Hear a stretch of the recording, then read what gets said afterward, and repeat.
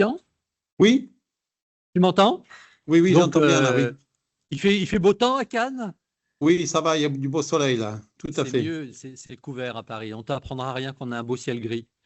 Donc, tu as 20 minutes et au bout de 20 minutes, je te coupe la J'ai 20 parole. minutes ou 10. Ça te va? Moi, j'ai 10 minutes sur mon planning Ah là. ben non, tu as 20 minutes, Christian, 20 minutes, 20 Oui, minutes. Alors, parle lentement peut-être, je sais pas. bon, ok. À tout de suite. Oui, ok. Bonjour à tous et merci de m'accueillir pour parler de ce qui s'est passé à Cannes pendant ces 3 dernières années. Donc, pour ceux qui ne connaissent pas, l'Institut Moreau d'Averne est un centre de formation professionnelle dont le nom a été tiré des deux maraîchers parisiens, Jean-Gérard Moreau et Jean-Jacques Daverne, qui ont écrit leur livre en 1845. Et ce livre était le témoignage du maraîchage professionnel qui finalement a infusé donc, tout le monde professionnel jusque dans les années 1980 en France. Donc, c'est quand j'ai découvert le livre de Moreau d'Averne, j'ai trouvé là-dedans, dans ses écritures, ce que j'avais appris à l'école et pratiqué en entreprise quand j'étais gamin. Donc, ça a été pour moi une révélation, d'autant plus que, en fouillant Internet, je me suis aperçu que toute la problématique des maraîchages aux petites surfaces avait été en partie résolue par des copies de ce que le maraîchage français sur petite surface traditionnel avait permis d'installer dans le monde. Donc, on m'a demandé de créer un centre de formation que, ma foi, j'ai accepté de faire et je me suis lancé donc sur une parcelle municipale à Cannes sur 2,5 hectares à peu près, avec le verger. Nous sommes donc un centre de formation agréé par le ministère du Travail. Il y a une certification Calliope qui nous permet donc de passer des contrats avec l'État et plutôt France Travail pour qu'on puisse avoir des financements publics parce que il est très difficile pour des néo-ruraux qui veulent s'installer en agriculture de se former pendant un an. Il faut pendant une année arriver à vivre. Il faut aussi, après ça, arriver à payer sa formation. Donc, c'est extrêmement compliqué s'il n'y a pas une aide de l'État pour le faire. Donc, on accueille tous ces néo-ruraux qui veulent se reconvertir et énormément de stagiaires aussi, des CFPPA, des lycées agricoles, des écoles d'ingénieurs ou des centres de formation professionnelle autres qui nous ont permis donc de faire venir chez nous énormément de personnes en stage de 2 à 4 semaines supplémentaires. Donc, si on peut, je ne sais pas comment on peut passer les autres slides pour qu'on puisse avancer. Moi, je ne sais pas faire. Mais sinon, donc, en 3 ans, nous avons développé donc deux types de formations principales. Voilà, celui d'après encore et encore celle d'après. Donc, sur des formations courtes de 4 jours qui nous permettent donc à des personnes en cours d'installation, sur le slide d'après encore, hein, sur les 4 jours, les gens viennent confirmer leur projet professionnel, avoir un peu des certitudes, de pouvoir poser énormément de questions parce qu'ils sont en cours de création d'entreprise. Et la formation longue d'1 an qui me paraissait essentielle pour qu'on puisse voir, comme on appelle, les 4 saisons, parce que le métier de maraîcher va se faire sur l'année entière, avec des périodes de travaux complètement différentes et des conditions climatiques totalement différentes entre janvier et décembre. Donc, il faut, quand on veut arriver à s'installer, avoir la routine du travail sur une année complète, avec la montée en puissance des productions d'été, et après ça, le creux de la fin du début d'automne et un redémarrage un peu plus calme en hiver. Donc, ça paraissait important qu'on puisse se former sur une année et surtout aboutir à la création d'entreprises.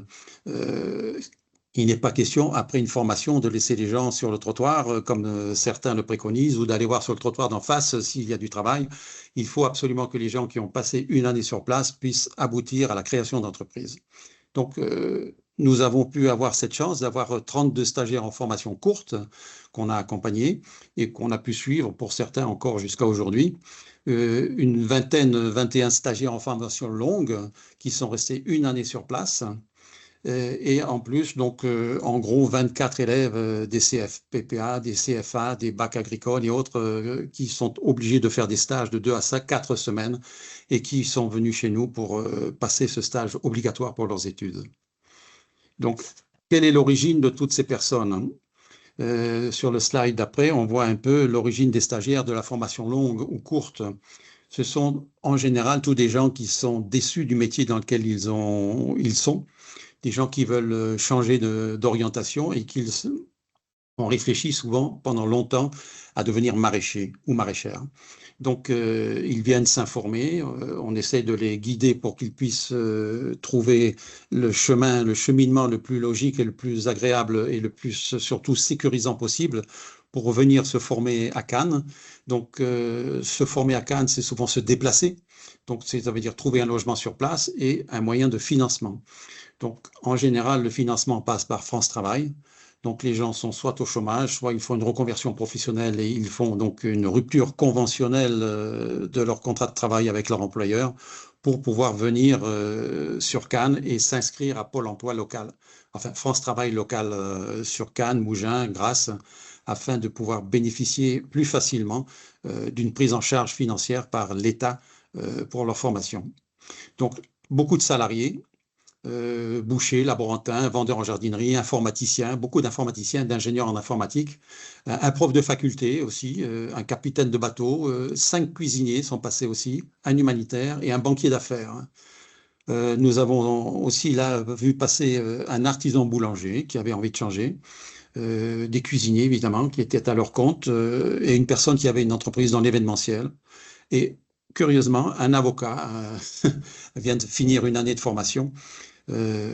Parce que, ma foi, le burn-out, tout un tas de choses, les conduit à vouloir trouver un métier plus simple, plus en plein air, plus valorisant, avec plus de valeur humaine que les grosses entreprises dans lesquelles ils sont, où souvent on les a mis au placard et qui a abouti à un burn-out complet. Donc, toutes ces personnes-là, pour accéder à l'agriculture, sont obligées de passer par l'apprentissage de comment je peux travailler sur une petite surface.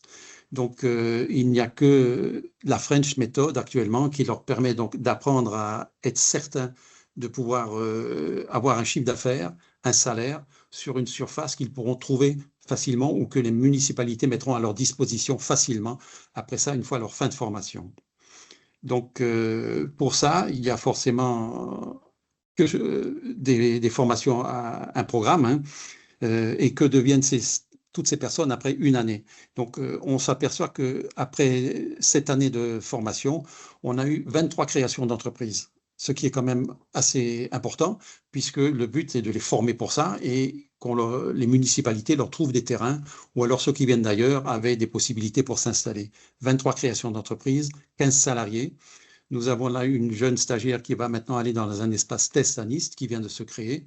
Et la ville de Mougins nous a embauché nos 2 meilleurs stagiaires pour créer la régie municipale sur la ville afin d'alimenter toutes les cantines. Ils ont 7 cantines à Mougins, alimenter toutes ces cantines en légumes. Donc oui, les programmes de formation pour aboutir à ça, à ces résultats qu'on peut avoir, hein, on voit bien qu'il y en a une dizaine qui se sont perdus en cours de route parce que tout le monde n'arrive pas à s'installer ou n'en a pas la volonté ou a des problèmes personnels qui n'y arrivent pas. Donc, on ne peut pas avoir 100% de réussite, hein, mais enfin, c'est déjà quand même pas mal. Donc, le programme de formation sur 12 mois, c'est de la pratique dans un marais. Donc, on travaille 12 mois tous les jours en extérieur. Et on a une session de cours théoriques, 24 cours de 4 heures, avec tout un tas de programmes sur la présentation de l'agriculture, sur le fonctionnement du sol, sur la botanique, sur toutes les pratiques agricoles, évidemment sur la petite entreprise, sur la comptabilité, la gestion d'une entreprise. Après ça, on aboutit aussi à la création des business plans et au montage de son dossier pour créer son entreprise et avoir les subventions que l'on peut avoir, surtout dans notre département, qui sont assez importantes. Donc, cette formation théorique aboutit à la rédaction d'un rapport que je veux qu'il défende devant un jury pour pouvoir se donner de la contenance et surtout se faire connaître, hein. C'est comme ça que, grâce à ce rapport, où on voit qu'on est parti de zéro production, qu'on aboutit petit à petit, mois après mois, à 200, 300, 1000, 1200, 1500 euros du chiffre d'affaires théorique, que l'on peut constituer un dossier aussi qui va permettre aux banquiers de se rendre compte de l'efficacité, de l'expérience déjà qu'on a acquis pendant une année et que on va favoriser donc les emprunts nécessaires pour l'installation par la suite. Donc, la formation courte pose des problèmes, hein. On s'aperçoit que pour venir se former, la formation courte, elle, ça va, ce sont les gens qui se payent leur formation, mais pour la formation longue, les dossiers d'inscription s'éternisent quelquefois entre 4 et 6 mois avant que France Travail puisse agréer la formation des gens. On exige 1 mois de mise en situation pour voir si les personnes ont vraiment envie. Certaines abandonnent, les autres continuent. Mais donc, ce qui est important à souligner, c'est que dans le cas d'une reconversion professionnelle, pour pouvoir se former efficacement et arriver à la création de son entreprise, il y a plusieurs mois pendant lesquels il faut se former. Il faut pouvoir donc se loger, manger, si on a une famille, subvenir aux besoins de sa famille. Donc, ça pose énormément de problèmes pour le recrutement des stagiaires. Donc, dans l'avenir, dans les perspectives d'avenir que je voudrais bien avoir et développer, c'est quelque chose d'important, c'est d'avoir une collaboration avec les CFPPA locaux, puisque tout le monde cherche un diplôme, parce que tout le monde a besoin et croit, et on leur dit qu'il faut avoir un diplôme pour avoir des subventions, ce qui n'est pas forcément obligatoire, hein. Mais cette mise en place d'un BPRE1 serait quelque chose pour nous de tout à fait important et favorable pour pouvoir avoir plus de personnes et avoir des financements plus faciles. France Travail, l'État va payer beaucoup plus facilement des formations s'il y a un diplôme officiel à la sortie. Pour l'instant, nous avons un certificat de l'Institut Moreau-Laverne. Nous avons pu, vous avez vu voir, installer les gens, puisque c'est l'expérience qui compte, c'est l'envie. Beaucoup de personnes, les stagiaires qui sont passés n'ont pas tous envie d'avoir un diplôme, hein, mais pour le recrutement, ça serait beaucoup plus facile. Donc, ça nous obligerait à une collaboration qui serait efficace. Certains passeraient ce diplôme, d'autres ne le passeraient pas, mais enfin, ça serait dans l'offre et dans la publicité qu'on pourrait faire quelque chose de très important. L'ouverture à l'international que là, on en a aujourd'hui, énormément de personnes sont passées dans les marais à Cannes et beaucoup d'Africains. Donc d'ONG qui veulent faire du développement en Afrique, comme on a pu le voir tout à l'heure aussi, là, dans une autre intervention. L'Afrique est constituée d'énormément de petites parcelles de gens qui font de l'agriculture de subsistance sur des morceaux de terre de 500 à 1000 mètres carrés. Mais agriculture de subsistance. À partir du moment où on leur apprendrait à professionnaliser leur pratique, comme le font des ONG et que la FAO nous permet de vérifier, de constater, à partir du moment où ces petits Africains, enfin petits, les petits maraîchers africains, hein, sur leurs petites parcelles, arrivent à professionnaliser leur technique, ils explosent. Ils arrivent à avoir des surplus, ils peuvent vendre, ils peuvent se développer, ils peuvent embaucher, ils peuvent créer leur entreprise. C'est quelque chose de tout à fait révolutionnaire. Il faut simplement leur apprendre. Donc, il y a déjà tout un maillage existant de d'amateurs qui pourraient devenir des professionnels et énormément de personnes veulent les aider. Donc, je ne vais pas aller me déplacer en Afrique, mais enfin, on travaille maintenant avec plusieurs personnes qui pourraient, et plusieurs gouvernements, hein, on a 5 pays actuellement hein, qui sont intéressés pour que nous envoyer des Africains, des jeunes, des Africaines se former à Cannes, où on aurait un programme spécial pour leur apprendre à devenir des formateurs en plus, donc pour recréer l'équivalent de l'Institut Moreau-Laverne dans leur pays d'origine. C'est le seul moyen pour pouvoir développer l'Afrique, d'aider ce continent à trouver localement de la matière vivrière plutôt que de les laisser venir indépendamment par tous les circuits tout à fait illégaux de transfert de population où certains meurent en Méditerranée. J'ai des personnes qui sont venues, qui m'ont dit, oui, mon cousin est mort en Méditerranée, on a des terrains chez nous, mais on ne sait pas cultiver, donc comment faire? Donc, il n'y a que par l'intermédiaire des gouvernements, officiellement, qui nous enverraient des personnes et qui pourraient avoir la certitude de repartir en Afrique qu'on pourra se développer. Mais là, les programmes sont intéressants et j'espère que cette ouverture va pouvoir se faire. La poursuite des travaux sur les essais, puisque l'Institut Moreau-Laverne est à la pointe je dirais, de la science, déjà par mon intermédiaire qui m'informe énormément sur tout ce qui se passe, par tous les contacts qu'on a avec les scientifiques et avec les industriels qui nous permettent d'avoir des produits, des intrants ou des matériaux innovants pour le maraîchage, quel qu'il soit. qu'on soit sur petite surface ou sur grande surface, le réchauffement climatique, la perturbation climatique, des étés très chauds, des hivers froids, donc des températures qui montent à 50, 60 degrés comme on peut avoir à Cannes en été, hein, en ce moment, 50 degrés en atmosphère et 60, 65 degrés au sol, nous obligent à chercher, à trouver des solutions pour pouvoir nous adapter. Que je sois sur 1000 mètres carrés ou sur 3 hectares, mes tomates, à partir de 35, 40 degrés, se bloquent en été. Donc, il faut trouver à les mettre à l'ombre, sans avoir des gros investissements. Il faut aussi qu'on arrive au niveau du sol, au niveau des racines, à ce que les apports d'eau soient récurrents par des arrosages automatiques, mais qu'entre deux apports d'eau, les plantes puissent trouver matière à avoir une absorption hydrique constante ou à leur demande, sans qu'il y ait des coupures qui vont les bloquer. Donc, on a des expériences avec des rétenteurs d'eau par des industriels qui nous confient des matériaux où on fait des tests. On a eu l'entreprise Mycophyto, donc qui est venue aussi les 3 dernières années avec des expériences sur les mycorhizes. On a des matériels qu'on nous apporte pour restructurer l'eau aussi, qui va nous permettre d'avoir une eau qui a une meilleure efficacité, que les plantes vont pouvoir absorber d'une manière plus efficace parce que l'assemblage moléculaire va correspondre plus à l'eau de pluie qu'à une eau perturbée qui vient du système d'irrigation, des concessions. Donc tous ces travaux vont nous permettre, même sur petite surface, de proposer à nos stagiaires des intrants ou des matériels qui vont leur permettre d'avoir plus de chances de réussite. On va tester cette année ce que Jean-Michel Roy, ici présent, nous a donné. Ce sont des tournesols qui font 4,50 m de haut, qui vont pouvoir nous donner de l'ombre. Donc, on va faire des zébrures tous les 15 mètres dans nos marais de ces tournesols. Et j'espère qu'ils vont bien atteindre les 4 mètres, 4,50 m pour que, installés nord-sud, quand le soleil tourne, ils puissent nous donner de l'ombre du matin au soir par intermittence sur nos cultures.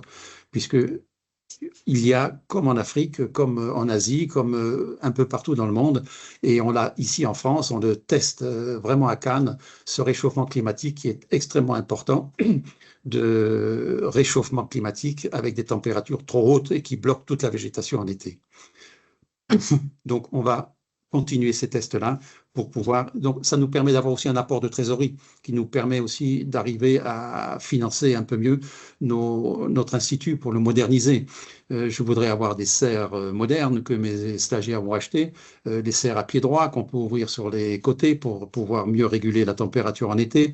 Donc, tout ça nécessite forcément un investissement important. Je me suis aperçu que finalement, par rapport au budget prévisionnel de mon institut que j'avais fait, il y a un décalage énorme entre ce qu'on a pu faire au départ et la réalité du terrain. C'est-à-dire que les stagiaires, forcément, qui arrivent, ne vont pas arriver au top niveau de leur rentabilité immédiatement. Il y a une période de 6 mois pendant lesquels ils apprennent leur chiffre d'affaires de vente, de production de légumes que l'Institut va vendre pour payer ses graines, son eau et le matériel, ses remboursements d'emprunts. Cette productivité des stagiaires, elle monte en puissance, donc elle n'est pas suffisante pour pouvoir combler les besoins en achat de graines récurrents tout au long de l'année, du matériel dont on a besoin. Le motoculteur qu'on avait acheté au départ, finalement, il est tellement sollicité qu'il en faut immédiatement un deuxième, donc c'est encore 10 000 € d'investissement. Il nous faudrait aussi de l'électricité localement pour pouvoir puiser l'eau dans le puits, puisque je n'ai pas d'électricité au milieu de ma parcelle.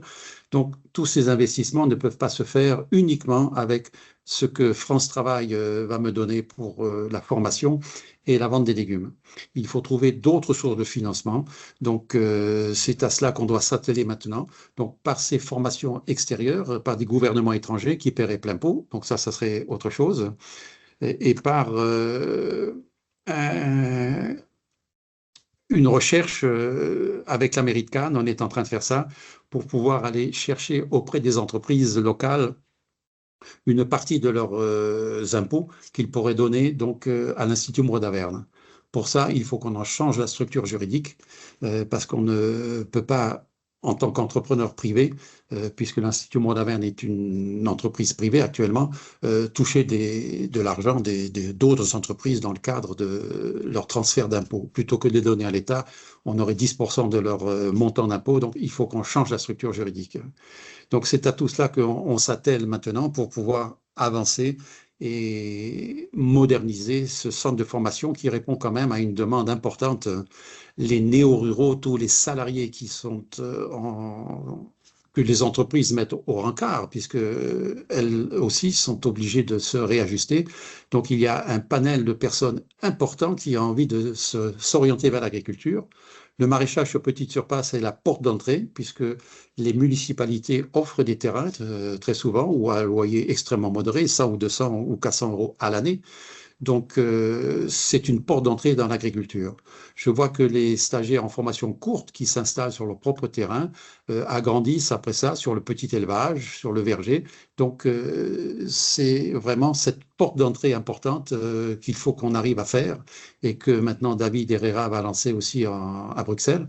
Ce qui est très bien, quoi, hein. Il faudrait qu'on arrive à multiplier ces centres de formation, mais comment effectivement pérenniser ces centres, comment arriver à trouver l'argent pour les faire tourner comme il faut, puisque la vente des légumes ou les paiements de l'État sont ric-rac pour les faire tenir. Voilà ce que je peux donner maintenant pour les 3 années qu'on a passées ensemble.